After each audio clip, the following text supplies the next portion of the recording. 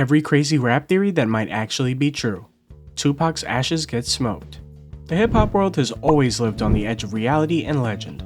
Sometimes the wildest stories turn out to be completely real. September 1996, Tupac Shakur dies in Las Vegas. The world mourns. His body gets cremated, ashes handed to his family. Normal funeral stuff, right? Wrong. Pac had actually rapped about wanting his crew to smoke his ashes after he died, and his Outlaw's brothers took that seriously. Young Noble confirmed it years later. They hit the beach one night with Pac's mom and family, celebrating his life the way he would have wanted. Chicken wings, orange soda, all his favorites. Then someone had the idea. They rolled up some California Kush, mixed in some of Tupac's ashes, and passed it around. Yeah, they literally smoked their fallen brother. Not as a joke, not for shock value, as a tribute.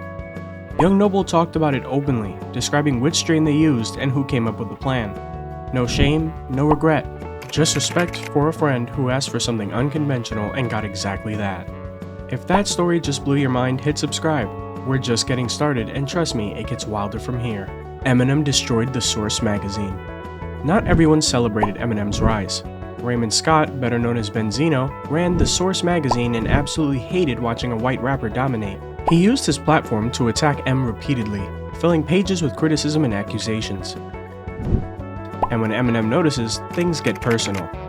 He fired back with brutal bars, dissing Benzino in songs that made the rapper look irrelevant. The beef escalated. Benzino threatened lawsuits. The Source kept printing hit pieces. But Eminem had something Benzino didn't. Talent that couldn't be questioned and a fanbase that backed him completely. The breaking point came in 2002. The Source gave Eminem an award at their event. M walked on stage in front of 50,000 people, grabbed the trophy, and smashed it. Just destroyed it right there. Shortly after, Benzino sold his stake in the magazine. The Source's credibility tanked. Eminem walked away unscathed, proving you don't fight someone who controls the narrative better than you ever could. The victory exposed something ugly. The magazine wasn't just critiquing music anymore, it was settling scores. Readers noticed. Other artists stayed quiet, watching as one of hip-hop's most powerful institutions crumbled over personal beef. Big Lurch cannibalized his friend. April 2002. Los Angeles police found rapper Big Lurch, real name Antron Singleton, wandering the street completely naked and drenched in blood. He was high on PCP, muttering incoherently. Officers took him to the hospital for evaluation. Back at his house, they discovered the body of Tynesha Yais, his friend. She'd been torn open and partially devoured. When doctors examined Singleton at the hospital, they found pieces of human flesh in his stomach, actual tissue that didn't belong to him. The evidence was undeniable. Despite conspiracy theories floated by supporters claiming he was framed, the court convicted him. He's serving life in prison, no parole. The case became one of the most disturbing incidents in rap history, proving that PCP can turn someone into something unrecognizable. 50 Cent survived 9 bullets. The year 2000, 50 Cent sitting in a car. Daryl Baum allegedly pulled up and opened fire. 9 shots. Not 1, not 3. 9.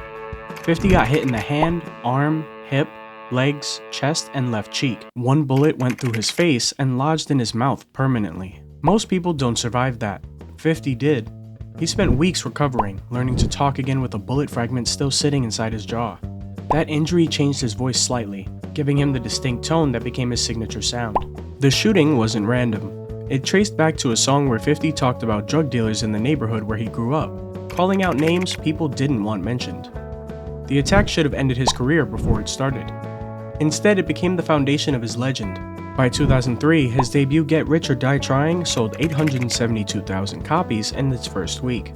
The streets knew he was real.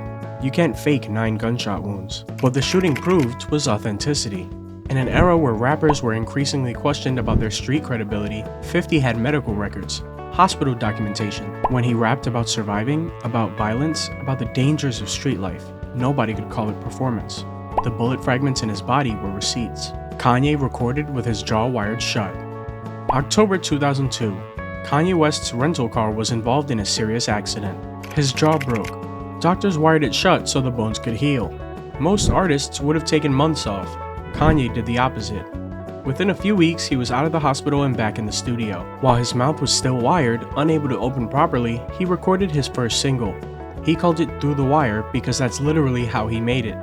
Rapping through clenched teeth, every word painful, every syllable a struggle. You can hear it in the track. His voice sounds awkward at certain points. That's not a stylistic choice.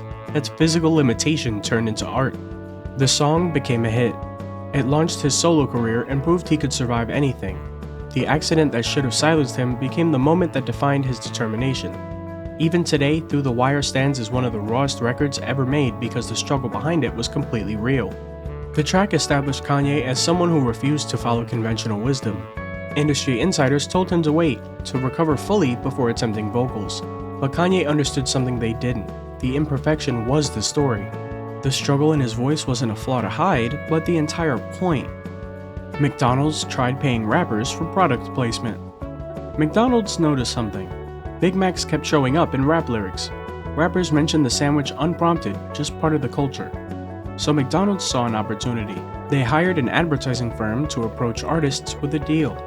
Mention Big Macs in your songs, get paid, but McDonald's gets final approval on all songs before release. The campaign flopped. Artists didn't want corporate oversight dictating their music. The idea of letting Ronald McDonald greenlight lyrics killed the entire concept. The program quietly disappeared, becoming one of the strangest attempted marketing moves in hip-hop history.